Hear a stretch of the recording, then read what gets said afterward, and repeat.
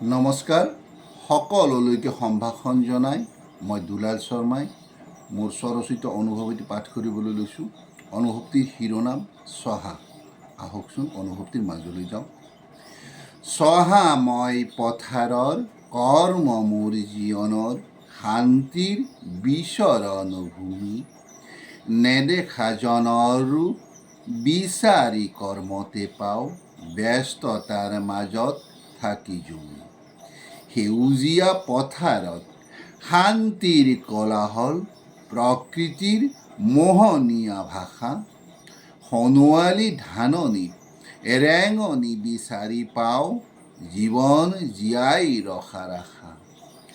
উৰণীয়া চৰাই জাকে চিঞৰি চিঞৰি কয়, শইচ আমাৰ জীয়াৰ সমল, পুনৰ আহিম ঘূৰি তোমাৰ পথাৰলৈ, সোণত সুৱগা শইচ বাঢ়ক তোমাৰ।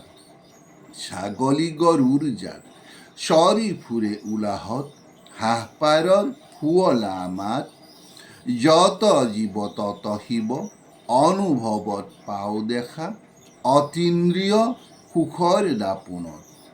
পুখুৰীৰ প্ৰাণী কয়, ঈশ্বৰৰ ৰূপ আমিয়েই প্ৰথম অৱতাৰ, নেদেখা জনৰো বিচাৰি আমাতে পাবা, মনৰ আশা পূৰাম তোমাৰ।